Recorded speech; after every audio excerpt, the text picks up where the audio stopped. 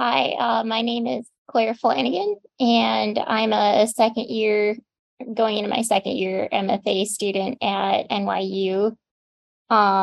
Before this, I went to undergrad in California, and then I spent a couple years working in tech before I decided to go back and get my MFA. And this year, I'm mostly going to be focusing on teaching. I've never taught before, so I'm really nervous, but I'm also excited.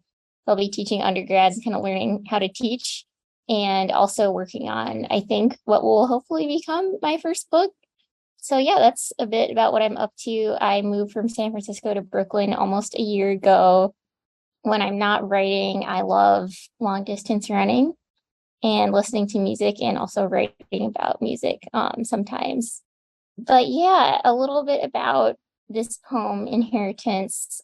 I wrote it as part of an assignment for a craft class that I took this spring with Professor Matt Rohr. And one of our topics was the self and writing poems of the self. And I was thinking about, oh my God, I write about myself all the time. Like, how do I approach this and specifically write a poem about the self? And I started thinking about how, like, so much of what makes me is not mine and like comes from, my family and the environment that I grew up in. And I had been having kind of a serious conversation with my parents the week before about signing some documentation that has to do with, what happens when they die. And, I was thinking a lot about the concept of inheritance and what we get and what we don't get.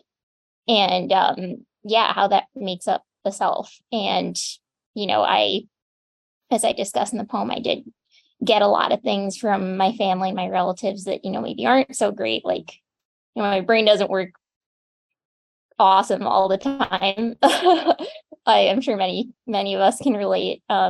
Just heavy stories and difficult things that have happened in the family that we all carry in one way or another. But then there's also things that I feel like are good about myself that I've gotten from my family. Like, I think in the poem I allude to my dad and his capacity for forgiveness and just just kind of pushing through life even when it's really dark. And yeah, I mean, that's mine, but it's also not mine. And I've gotten all of this from, the people that raised me and the people that I love. And yeah, so that's kind of what I was thinking about when I wrote the poem. It is sort of a poem of the self, but also a poem of the family. And yeah, I'll just get into reading it now. Inheritance. I get two little fingers that look like they're broken, metatarsals that make snapping noises when I walk, a femur turned inward, shredded hip fascia, tilted kneecap striking tendon like flint. I get my grandmother's lips, her prominent teeth, which she chain smoked pale yellow, waking late in the night to light up. I get it. The first time I get drunk, I think no feeling can touch this. I am right, but also wrong, which happens a lot because my brain is full of bad static, close lightning, seconds between the rumble and the flash. Sometimes snatches of a song I remember about a house the size of a thunderhead, one room for every person I've ever loved. Nobody gets that. Most people don't get shit. I'll be lucky to get my parents' acre, hillside of brush, kitchen window where I stood, still a child, thinking if this is my life, why continue?